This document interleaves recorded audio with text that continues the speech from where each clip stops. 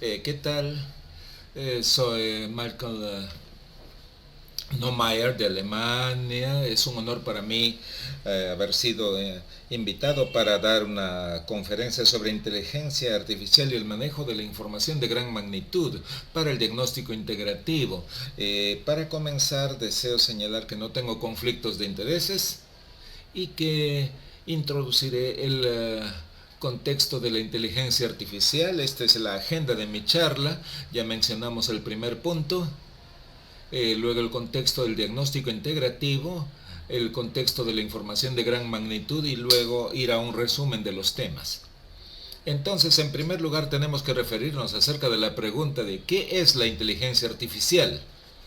Entonces, a lo largo de los años ha habido una serie de definiciones, particularmente de los pioneros del concepto, tales como John McCarthy, que dijo que la ciencia y la ingeniería de hacer máquinas inteligentes. Amazon, por ejemplo, dice que la inteligencia artificial es el campo de ciencia de las computadoras dedicada a solucionar problemas cognitivos comúnmente asociados con la inteligencia humana, tales como el aprendizaje, resolución de problemas y reconocimiento de patrones. Y hay definiciones similares como ustedes pueden ver aquí en la pantalla. Y aquí lo importante que nosotros debemos recordar es que la inteligencia artificial no requiere la programación clásica basada en reglas, sino que se autosoporta y que se mejora utilizando la información. Y esto tiene no tiene gran cosa que ver con sus desarrolladores y sus usuarios. Entonces, como parte de la industria 4.0, si ustedes quieren, entonces podemos decir entonces o que tenemos la inteligencia artificial en muchas áreas de nuestras labores o de nuestra vida diaria. Por ejemplo, hace poco he estado en un viñedo y estuve sorprendido de ver que había un procesamiento de imágenes con inteligencia artificial que se utilizaba para escoger las uvas, no a la mano, sino con inteligencia artificial, con un algoritmo, lo cual separaba las uvas buenas de las uvas malas. Entonces, o en buenas y malas condiciones. Entonces, tenemos aquí esta máquina para lograr este efecto. Entonces, hay otras áreas de inteligencia artificial en nuestra vida diaria, en la cual influye en nuestra vida diaria, tales como entrando a Amazon, por ejemplo, encontramos que ya hay algunas recomendaciones para usted. Esto sobre la base de artículos que le ofrecen o artículos que usted puede comprar dependiendo u orientados hacia su búsqueda o sus compras previas. Entonces, hay una serie de personas que no han tenido una visión amigable acerca de la inteligencia artificial. Por ejemplo, Stephen Hawking dice que los humanos que están limitados por una lenta evolución biológica no van a ser capaces de competir con esta inteligencia artificial que está progresando tan rápidamente. Y entonces esto podría poner en peligro a toda la raza humana. Y quizás ustedes han visto este video que se hizo viral en Twitter la semana pasada, donde hay este juguete que se conecta a un sistema de tubos y que podía entonces responder una serie de preguntas, ¿no? Entonces, ¿qué pasaría con el papel de dominancia? Y después de unos 20 segundos de funcionar, se llegó a la noción que la inteligencia artificial pudiera dominar el mundo en un periodo relativamente corto de tiempo. Entonces, esto puede sonar gracioso, pero a la vez puede sonar terrorífico. Ahora, en la medicina, en el diagnóstico en medicina, para ir de vuelta al tópico, se supone que se utiliza la inteligencia artificial para resolver cada vez más resultados de biomarcadores complejos, constelaciones de información, reconocer patrones de biomarcadores en bajas en condiciones preclínicas y subclínicas, de manera tal que se pueda prevenir la aparición de ciertas condiciones y individualizar entonces recomendaciones médicas y así dar soporte a los pacientes. Si nosotros miramos insisto, si nosotros miramos aquí este algoritmo o este modelo, y ya en 1994 ya se había propuesto una serie de sistemas analíticos que básicamente hacen recomendaciones o formulan recomendaciones desde el punto de vista de la inteligencia artificial, y se publicó un artículo acerca del desarrollo y los pasos en el desarrollo de la inteligencia artificial, comenzando desde la automatización, el proceso de mecanización, los sistemas de expertos, la programación en idiomas, las redes neurales, que son la base para la inteligencia artificial o para estas herramientas de inteligencia artificial, y ofrecer soluciones. Y esto se puede ver aquí en esta tabla, estableciendo las diferencias entre los sistemas de expertos por un lado y las redes neurales en otro lado.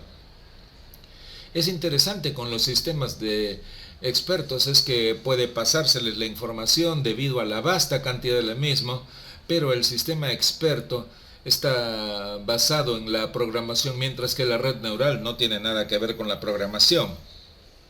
Entonces toma una plataforma, un abordaje diferente a este sistema de expertos, y esta red neural tiene una muy elevada tolerancia, de manera tal que permite algunas desviaciones, pero todas llegan a un mismo fin.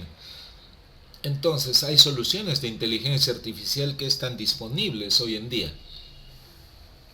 Ahora, si nosotros miramos, por ejemplo, a situaciones complejas que enfrentamos en el laboratorio, en la clínica, y la complejidad no siempre es tan obvia, ¿no? Aquí en esta figura, obviamente, vemos que hay una fractura del fémur, esto está bastante claro, y por otro lado, una concentración simple de potasio de 2.7 milimoles por litro es algo que tiene muchas causas diferentes o diagnósticos diferenciales diferentes, ¿no? Y hay aquí algunas que están enumeradas, ¿no? Abuso de laxantes, alcoholismo, alimentarios, etcétera. Entonces, y que estos números tan simples entonces pueden ser bastante complejos en el contexto de intentar una interpretación de estos valores. Y esto es algo en el cual la inteligencia artificial pudiera ayudarnos entonces para ayudar a tomar decisiones o las decisiones pertinentes. Yo quisiera presentarles un ejemplo famoso, el cual es producto de un proyecto de investigación. Entonces la idea es ver cómo estas tecnologías han avanzado hoy en día, ¿no?, en la progresión de la inteligencia artificial. Obviamente, como ustedes saben, en épocas tempranas utilizábamos la cristalografía de rayos X para poder cristalizar, valga la redundancia, las proteínas. Entonces estábamos en capacidad de utilizar rayos X para ver, por ejemplo, la distribución de estos modelos atómicos sobre la base de patrones de difracción, mapas de densidad de electrones, ¿no? Estas fases de proteínas, de manera tal entonces que nos permitan formar la base para poder entender entonces la diversidad de estas estructuras, o entender las proteínas si se quiere. Luego se han tomado pasos adicionales en este desarrollo utilizando programas de computadoras, y entonces se ha podido medir diferentes estructuras que predicen la estructura de las proteínas con estos modelos homológicos. Entonces aquí en los ejemplos que estamos trabajando desde hace varios años atrás, entonces aquí hay diferentes estructuras que han sido propuestas. Entonces aquí esto se ha señalado en diferentes intervalos o en diferentes patrones, viendo cómo se unen entre sí, y la idea es entender cómo hay esta interacción con este anticuerpo en particular, y cómo se genera entonces la respuesta en sí a través de la unión del anticuerpo a estas estructuras proteicas, ¿no? Y la interacción antígeno-anticuerpo in vivo es lo que se puede establecer. Esto no es comparable con lo que se puede hacer con la inteligencia artificial. Estos son abordajes convencionales, pero ahora podemos hacer todo este proceso simplificándolo con inteligencia artificial, y un ejemplo clásico es el AlphaFold 2 de la compañía o la serie DeepMind. Entonces aquí tenemos estas historias: el Startup DeepMind del 2010, Google Takeover del 2014, y básicamente diferentes patrones, ¿no?, de inteligencia artificial programas AlphaFold 2, que estuvo en capacidad de predecir entonces la estructura de las proteínas en una forma y con una precisión que era completamente desconocida hasta este punto. Entonces esto ha sido bastante exitoso y muy rápidamente generó entonces lo que se puede ver como representación de un número bastante grande de cientos de millones de estructuras de proteínas, mientras que, por ejemplo, se había tenido entonces bases de datos experimentales al respecto de las estructuras de proteínas. Entonces esto nos ha ayudado para aumentar en una forma masiva la información de estos modelos de proteínas, ¿no? Y algo interesante es que la pregunta era si la gente estaba satisfecha con este tipo de avances, ya que había estructuras de proteínas, acá o científicos en estructura de proteínas que estaban trabajando en este trabajo con los métodos clásicos, y en alguna de estas reuniones se introdujo este concepto, y la idea era determinar la estructura completa de todas estas moléculas, de todos estos compuestos. Entonces la idea,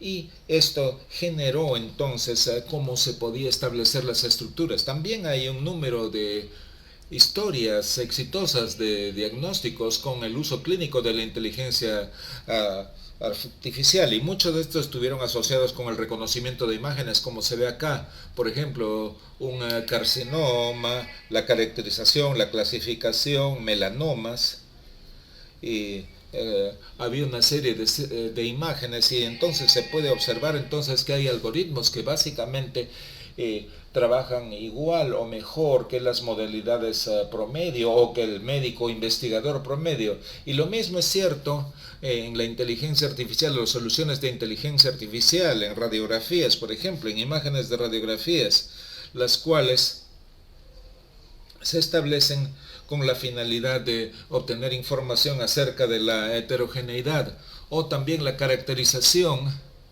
de la retinopatía diabética, en las cuales aquí en este artículo en particular, en especialistas de retina, gente con entrenamiento, todo esto se compara y se encuentra entonces que la inteligencia artificial obtiene más resultados favorables o resultados favorables con mayor frecuencia. En la radiómica, por ejemplo, donde se trata el procesamiento de las imágenes radiológicas, hablaremos también sobre el diagnóstico integrativo. Aquí esta es una rama de la radiología que tiene que ver con el procesamiento de las imágenes o de los estudios por imágenes, y ciertamente esto muestra las enormes posibilidades, y aquí lo importante es que hay estructuras que pueden ser calculadas en una forma bastante precisa o para establecer un diagnóstico con precisión, hallazgos con precisión, de manera tal que no puedan hacerse sobre la base del trabajo humano, básicamente, ¿no? De manera tal que nosotros no somos necesariamente capaces de ver todas las diferencias estructurales que la computadora puede discernir o individualizar. Por otro lado, también ha habido voces de crítica acerca de las herramientas de inteligencia artificial. No solamente en cuanto a las implicaciones desde el punto de vista ético, sino desde el punto de vista de la utilidad clínica, donde se han hecho una serie de metaanálisis, y puede observarse aquí entonces, acá hay un artículo en la Lancet Digital Health, el cual básicamente dice que señala en una forma bastante clara que los métodos de aprendizaje con máquinas tienen una serie de desventajas de inicio, y básicamente dice que encontraste una preocupación tangible de que la escala de entusiasmo acerca del aprendizaje en máquinas significa que estos modelos subestándar podrían ser adoptados indiscriminadamente, que no está equipada para evaluarlos o para juzgarlos apropiadamente, ¿no?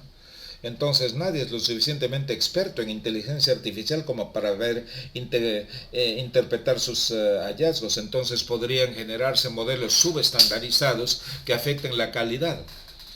Hay otro ejemplo, es un metaanálisis a gran escala por Nagendran en British Medical Journal, que arriba los mismos resultados. Ningún estudio ha demostrado ser lo suficientemente profundo acerca del tópico como para comparar el rendimiento de la inteligencia artificial contra los clínicos, los hallazgos y las evaluaciones y el uso de una serie de herramientas y de bases de datos o de fuentes de bases de datos, y lo que encontraron al final, comenzando con más de 8.300 historias clínicas que fueron revisadas, y entonces ellos encontraron que básicamente no había ningún estudio que demuestre o que tenga la calidad suficiente como para hacer evaluaciones o conclusiones finales acerca del valor de la inteligencia artificial en comparación con la evaluación de los clínicos desde el punto de vista de las situaciones clínicas. Un estudio el cual fue presentado por Bellini y su grupo de trabajo en la Sociedad Italiana de Bioquímica Clínica, ellos básicamente miraron entonces cómo se evaluaba la inteligencia artificial en la medicina del laboratorio a través de una evaluación bastante extensa.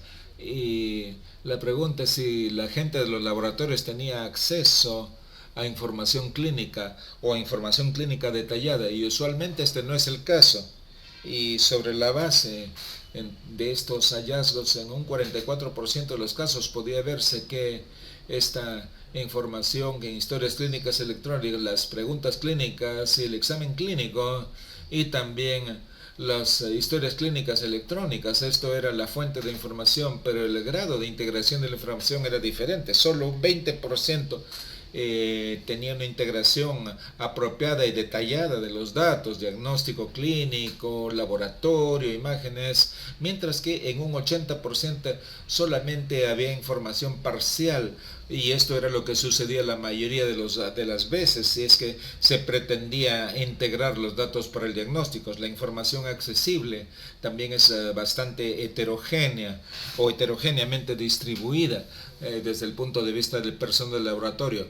Bellini continuó mostrando que hay una falta de experticia y que también hay problemas con la implementación, y también hay críticas, por cierto,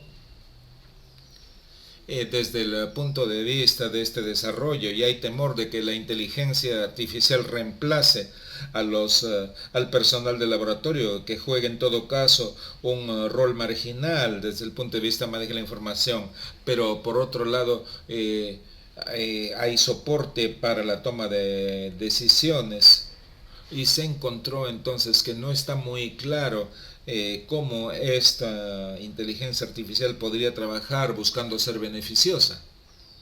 Ahora, hay otro estudio que ha sido bastante interesante y trata de responder a la pregunta entonces acerca de cómo aplicar o implementar y anticipar el uso de la información masiva en la inteligencia artificial, y se puede ver aquí en esta evaluación que solamente un 16% de quienes lo respondieron la utilizaban, 2/3 partes anticipaban su empleo en el futuro, y otros señalaban que es improbable que usen esta inteligencia artificial en el futuro. Entonces, esta es información que fue acumulada, y se encuentra que básicamente es una idea que será importante para valores organizacionales referentes a temas de la calidad, pero no necesariamente para el análisis de la información. Y también es muy interesante que las respuestas negativas con respecto a los beneficios de la inteligencia artificial tienen que ver fundamentalmente con los costos de la implementación, el presupuesto para ello, y hay una serie de personas que están inseguras al respecto y que por esta inseguridad tienden a ser negativos en su apreciación. Ahora, si pensamos nosotros acerca de cómo podemos pensar en detalle para evitar los obstáculos cuando se trata de implementar la inteligencia artificial, aquí lo importante es que se supone que esto debiera visualizarse. El perro se basa en lo que ve, y puede tener diferentes expresiones. Entonces la inteligencia artificial o estos sistemas están basados en diferentes fuentes de datos y diferentes situaciones. Aquí hay resultados de pruebas, información de laboratorio, otra información de diagnóstico, contexto médico y clínico, la historia del paciente, las características demográficas o sociodemográficas, etc. Y obviamente el uso segmentario de esta información no nos va a ayudar a materializar el beneficio de la inteligencia artificial. Hay que tomar en cuenta todos los factores, ¿no? Y la idea es que brinde la posibilidad de la interpretación de la información. Entonces, aquí la pregunta que surge es cómo podemos llegar entonces a un abordaje más detallado y más profundo en la medicina clínica de laboratorio. Entonces, en mi opinión, lo primero es que tenemos que buscar estas estructuras estándar en las organizaciones donde trabajamos. Por ejemplo, en los hospitales es muy importante tener una buena estructura de la información clínica, no solamente la información del laboratorio. Y también es muy importante hacer que esto sea fácil para el médico de manera tal que pueda cooperar con el laboratorio, ya que, como ustedes saben, la mayor parte de las veces en medicina la información clínica es la que no está estructurada. Entonces debería haber este tipo de incentivos para que los clínicos manejen bien esto. Ahora, dentro del laboratorio estamos en capacidad de utilizar la información que obtenemos para generar entonces el conocimiento desde el punto de vista de contener todos los puntos de información y ver las relaciones entre los diferentes aspectos del diagnóstico o de la información referente al diagnóstico, tal como sucede en este caso en particular, por ejemplo, el análisis de vías para la enfermedad de von Willebrand, y también decir algo más integrativo, tal como sucede en el abordaje diagnóstico integrado con radiología, laboratorio, historia de síntomas. Entonces, donde se integra toda esta información que se obtiene el paciente. Y esto es lo que se puede hacer entonces para poder recolectar esta información estructural y conectarla, y básicamente lo que tenemos a partir de estas facilidades importantes, generamos el conocimiento suficiente como para ser capaces de utilizar entonces esta modalidad de integración de información para la implementación de algoritmos de aprendizaje por máquinas e inteligencia artificial y sus herramientas. Entonces hay una forma estructural bastante bien definida para hacer esto con la inteligencia artificial, si ya ha estado por algún tiempo. Entonces, ¿dónde se encuentra ahorita? ¿Por qué hay tan poca inteligencia artificial o tan pocas iniciativas a nivel de laboratorio?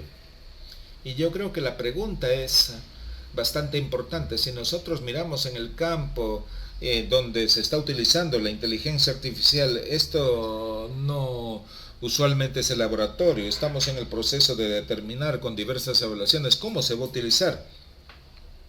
Entonces, si podemos aceptar que la información del laboratorio es de alta definición en resultados cuantitativos, los formatos mejor estructurados de datos en comparación con la información clínica, esto ya se ha mencionado, con parámetros claros para clasificación. Si nosotros miramos los rangos de referencia que utilizamos en el laboratorio, estas son clasificaciones claras desde el punto de vista de establecer números para resultados de las pruebas, un portafolio bastante grande de diferentes pruebas disponibles, y la disponibilidad del contexto bioquímico o patobioquímico. Esto tiene sentido, a tener grupos de biomarcadores. La importancia de todo esto para los servicios en la toma de decisiones clínicas todos los días, y por cierto la calidad analítica y de interpretación que podamos entonces proporcionar a través de nuestras evaluaciones internas y externas de calidad.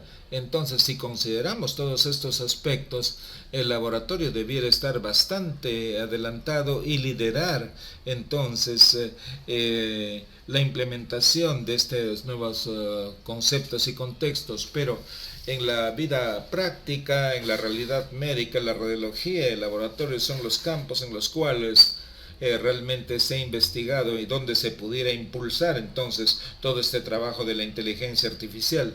Y yo creo que es importante entender las razones para ello.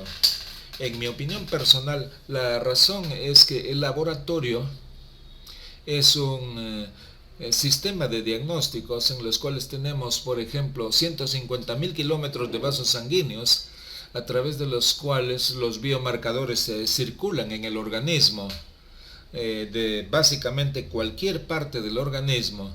Entonces es muy difícil y muy complejo tener una idea de dónde suceden los procesos, acerca de cómo los sistemas tienen o sufren la influencia de diferentes condiciones. Entonces se trata de condiciones muy complejas, de marcadores muy específicos, moléculas que tienen diferentes presentaciones, tal como sucede en esta espectrometría de masa en particular. En contraste, la radiología y las imágenes tienen una dimensión bastante más baja de organización.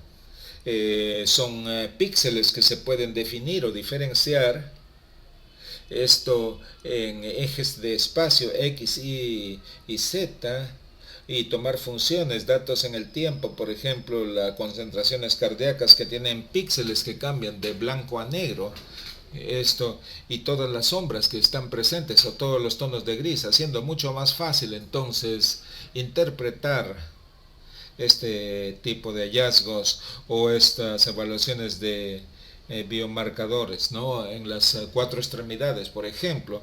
Entonces, básicamente, en mi opinión, esta es una buena explicación, o sería una buena explicación acerca de que el laboratorio no ha manejado aún en una forma sistemática, tener un abordaje sistemático para la inteligencia artificial. En tanto en cuanto podemos hacer esto desde el punto de vista de radiología en una manera bastante más sofisticada, limitada en sus dimensiones, y esto podría ofrecernos explicaciones acerca de diagnósticos. Entonces es bastante más fácil utilizando estas herramientas y sistemas de inteligencia artificial. Muy bien. Entonces, lleguemos al contexto del diagnóstico integrado o integrativo. El punto aquí del diagnóstico integrado contra integrativo, aquí hay que mirar lo que usualmente está ocurriendo hoy en día en nuestro campo de diagnóstico médico. Tenemos al médico que hace preguntas, usualmente preguntas independientes al laboratorio, al departamento de radiología, al departamento de patología, de genética y así sucesivamente, y obtendrá información de vuelta a partir de estas diferentes disciplinas en una forma independiente, de manera tal que se tiene que computar y procesar esta información. Obviamente es algo que donde se puede pasar por alto bastante información que se supone debería ser importante y perder así la efectividad. Si tenemos una versión integrativa de este tipo de procedimientos para el diagnóstico, entonces todavía seguimos los médicos haciendo preguntas a través de diferentes aspectos y se envían muestras, en este caso a diferentes departamentos, y entonces aquí se establecería un consenso, una integración de los hallazgos, lo cual sería importante de vuelta para el médico. Entonces, básicamente aquí tenemos el producto de estos esfuerzos de integración entre los diferentes campos. No es realmente donde todos quisiéramos llegar, ya que lo que yo pienso que es lo importante y que debiéramos entonces buscar es que tengamos una sola pregunta o una pregunta en forma aislada y que haya un esfuerzo concertado entre las diferentes disciplinas de diagnóstico para poder entonces responder la pregunta y reportar entonces hacer un reporte entonces de este proceso integrado y tener la respuesta para el médico. Entonces esto sería integrado, un proceso integrativo más que un producto denominado diagnóstico integrado. Entonces hay formas más efectivas de poder anticipar esto. Con esto las diferentes formas en que se utilizan estos procesos para el diagnóstico. Entonces buscamos, y en el trabajo donde yo estoy, hemos estado buscando por bastante tiempo de diferentes ángulos, si se quiere, ejemplo, el trabajo en COVID, en donde teníamos un proyecto llamado Evaluación por Laboratorio de las Opacidades en Vidrio Esmerilado Lago, por sus siglas en inglés. Entonces aquí la idea era ver los hallazgos radiológicos. Entonces aquí tenemos la enfermedad pulmonar en COVID y la pregunta era entonces que teníamos en este proyecto, si es que podemos ver estos requerimientos, planificar las capacidades para hacer el trabajo en estas situaciones de COVID-19. Entonces aquí estamos investigando estas modalidades de laboratorio y estamos integrando aquí estos modelos diagnósticos para tratar de llegar a la toma de decisiones clínicas. Entonces podemos, aquí hay una serie de imágenes del TOGRES, la cuantificación de áreas.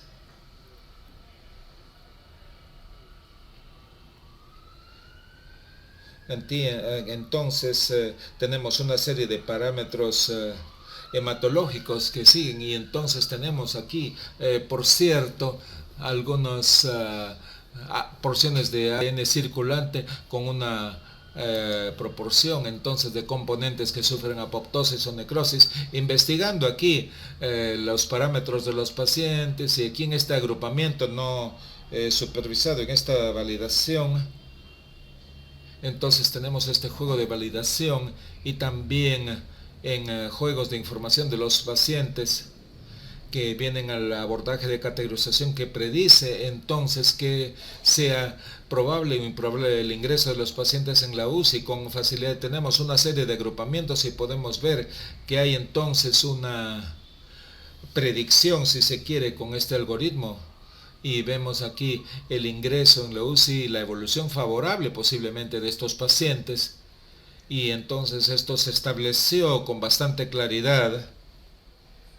El ingreso en la UCI, determinar si era necesario para estos pacientes.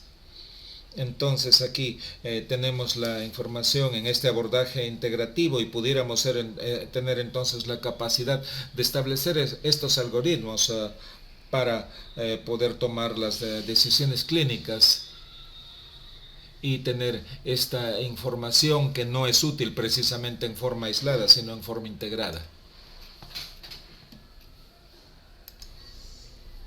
Entonces podemos que esta combinación de radiología y laboratorio al final nos da un desempeño bastante bueno de este sistema en particular. Aquí lo importante quizás es que nosotros mencionemos que este diagnóstico integrativo o este abordaje de diagnóstico integrativo está ganando cada vez más fuerza en radiología. Gente que trabaja mucho en esto, tal como la Sociedad Internacional de Estudios Estratégicos en Radiología, y he estado muy contento de encontrar que por primera vez un laboratorio había sido invitado para participar emitiendo un artículo, lo cual en mi opinión esto sustenta el punto de vista que este diagnóstico integrativo será realmente muy apreciado en las diferentes disciplinas de laboratorio, de medicina, laboratorio y radiología. Y esto me lleva a mi punto final, que es el contexto de la información masiva. Y entonces aquí podemos ver que el laboratorio contribuye mucho con esta información masiva que se genera.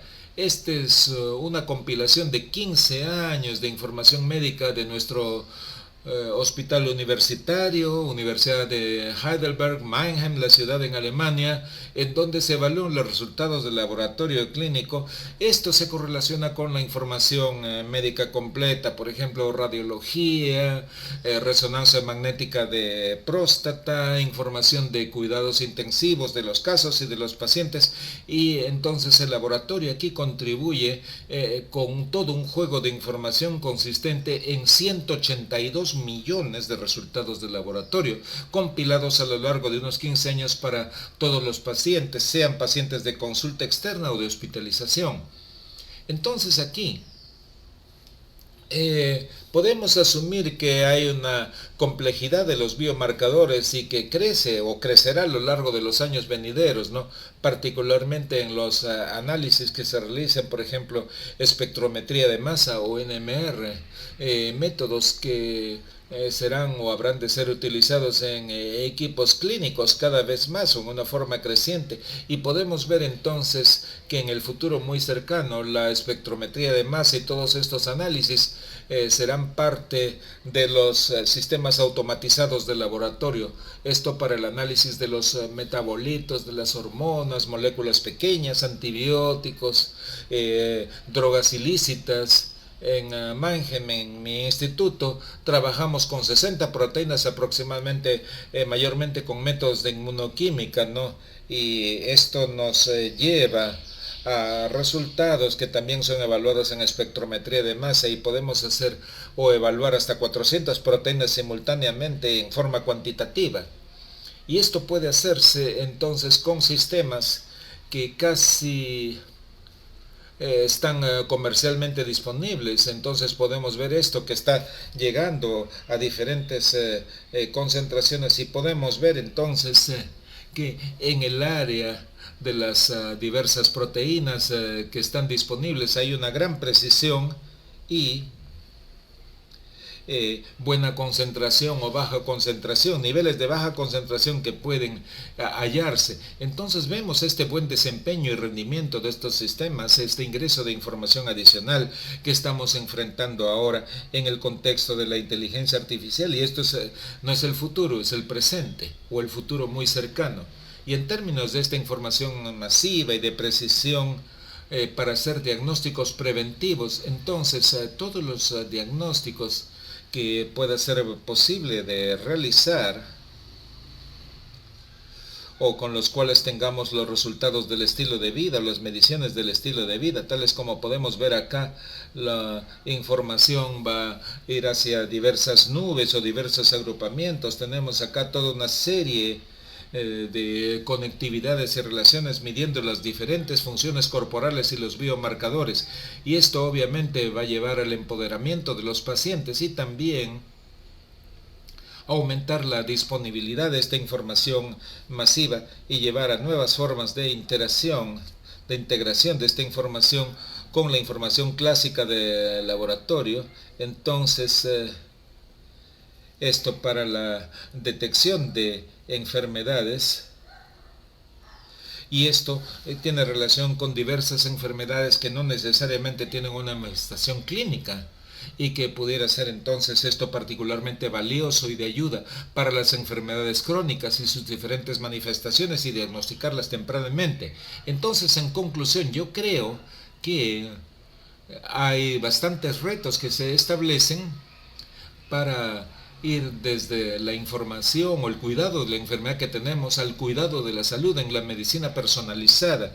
Entonces tenemos acá estas desviaciones bioquímicas de lo normal y que se acumula hacia una enfermedad crónica, tal como se muestra en la gráfica, y hay una suerte de umbral de manifestaciones clínicas, las cuales están simbolizadas aquí y que básicamente separan entonces la parte de la medicina preventiva de la medicina curativa, o que pretende curar, hacer esta planificación en la medicina curativa o los cuidados paliativos cuando lleguen los momentos para ello, ¿no? Entonces la idea es digitalizar todo y empujar este umbral un poco más hacia atrás en el tiempo. Entonces esto con certeza nos va a ayudar para cambiar estos límites de la manifestación de la enfermedad a estadios más tempranos y establecer entonces mejores estrategias para sacar adelante al paciente.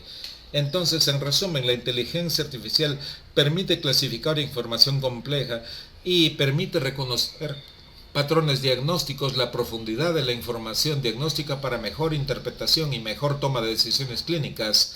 Se usa cada vez más en los diagnósticos por imágenes y está pobremente integrada en el laboratorio clínico, debido a que la medicina del laboratorio es mucho más compleja, como hemos tratado de mostrar en esta charla. La mayor parte de los estudios médicos sufren de desventajas metodológicas y de sesgo al evaluar el potencial de la inteligencia artificial. Entonces hay voces en particular que todavía no piensan que esto es lo suficientemente contundente en este campo como para poder entonces basarse completamente en la inteligencia artificial. El diagnóstico integrado, integrativo, es un campo nuevo que va a crear sinergias enormes en diferentes modalidades para el diagnóstico. Y aquí hemos visto el ejemplo de los diagnósticos por imágenes, ¿no? Y la integración con la medicina de laboratorio puede aclarar mejor estos campos para el diagnóstico, de cómo deben unir fuerzas los diferentes campos para que en esta forma entonces se mejore y se fortalezca entonces la medicina del diagnóstico como toda una disciplina completa, integrando laboratorio, imágenes, y este a mi juicio es el papel central en este proceso, ya que nos da entonces la mayor cantidad de información para para que sea calificada y sobre esa base tomar decisiones. Entonces, la combinación de la información masiva, los procesos integrativos de diagnóstico y la inteligencia artificial pueden entonces permitirnos llevar el concepto de medicina clínica curativa a medicina preventiva. Entonces, con esto yo deseo agradecerles por su atención. Muchas gracias.